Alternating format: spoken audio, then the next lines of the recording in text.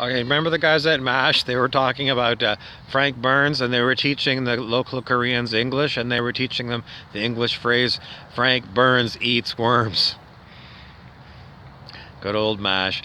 Okay, what else do we want to talk about when it comes to Frank Burns? Well, he was a major, which is below a colonel but above a captain, and so he was a higher ranked officer than the other doctors, except for like Colonel Blake. But what else do we want to talk about when it comes to Major Burns? Well, we saw that Loretta Swit, who played Hot Lips Houlihan, who was the one doing Hanky Panky with Frank Burns, just had a birthday, and she's like 84 or something. So happy birthday, Hot Lips. We noticed that Justin Bieber has released more music. Uh, Way to go, Justin. God, he's a gorgeous creature. If I was, um, you know, um, where's Trey Carstairs? Okay, it's Trey Carstairs, and that other guy wanted to know what I thought about Justin Bieber. Well, if Justin Bieber came over to me and I was filling the pop machine with sodas, and he looked like Justin Bieber, and he was like inviting me out on a date, and it was kind of expected that Justin Bieber was gonna like be expecting me to be like tomorrow morning resting my head on his naked chest um, at his house on like his dime. In other words, if he wanted me to become his like sugar son or something, um, well, I still don't know. What else does that entail? Like, I don't know. I don't want to get in. I don't want tail. I don't want Justin Bieber tail. No. No, I don't want Justin Bieber tail. No, no, I'm sorry. It's a lovely offer. I don't know anybody who else would like to go and, you know, be a sugar son to Justin Bieber. No, I don't know if Charlie Sheen would be interested in that one, Justin. You might check it out. Seriously, I'd be first in line if it was like, does it have an allowance? Like, is it going to be like a guaranteed annual income? That's what they're saying in private, that in Canada, they're preparing to offer us a guaranteed annual income, which basically means instead of welfare programs, they're just going to automatically send you a check for like $250 a week so you can buy cat food for your cat, and you can pay your electric bill. But as far as anybody actually living on $250 a week anywhere in Canada, um, if you're camping in a tent, it's too cold in the winter. It's too cold. Maybe in Victoria, no, it's even in Victoria too cold.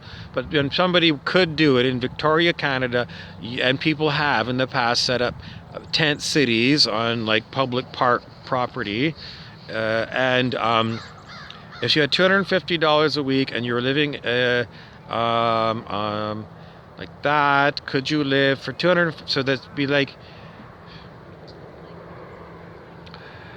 I don't know what you'd be living on.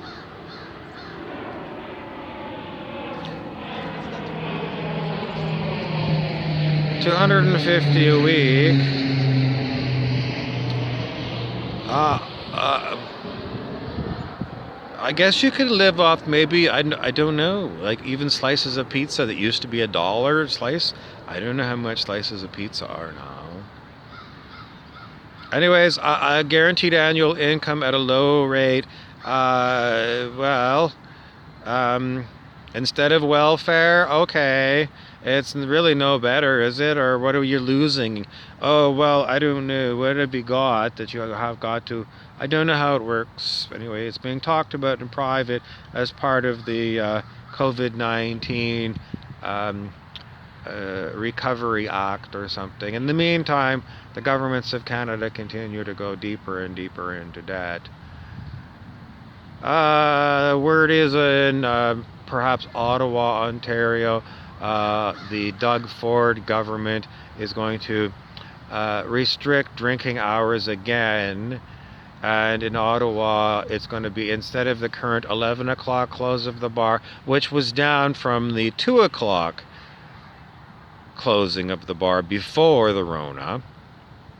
So standard in Ontario province is 11 o'clock, but we've heard something somewhere that said that the Premier, that's the Prime Minister of Ontario, is going to reduce drinking hours in Ottawa to close the bars at 9 o'clock now. And perhaps this is because Doug Ford is in Toronto, and the Prime Minister, Justin Trudeau, is in Ottawa. Ottawa is in Ontario, so it has to follow Ontario drinking laws. So maybe the Ford government is thinking that there's too many alcoholics in Ottawa, and they want the alcoholics to be out of the bar at 9 p.m. instead of what used to be 2. And probably 3 if you went over to the Quebec side, because Quebec was always more liberal when it came to freedom. Liberal means freedom in some ways, because, you know, like in Quebec province, you could buy a 6-pack of beer at the corner store that you couldn't get at a corner store in Ontario province. It was more ability to buy alcohol, and quite often the bar was open later than it was in Ontario. So anyway, the whole idea is simply Doug Ford believes that alcoholics are to be punished for COVID-19. And that means that what's going to happen at the Ford household is, well, every day Doug Ford gets a new 40-pounder, 40-ouncer of liquor for the evening. And he opens it up.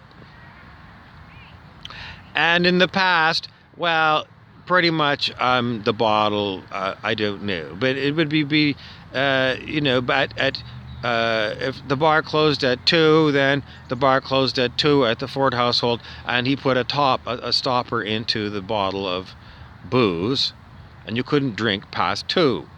And then COVID happened, and then he reduced the bar drinking hours, that's in the public places in the cities, reduced it to 11 p.m. or 11:30, 12 p.m. Usually it's like between 11 and 12 they close now.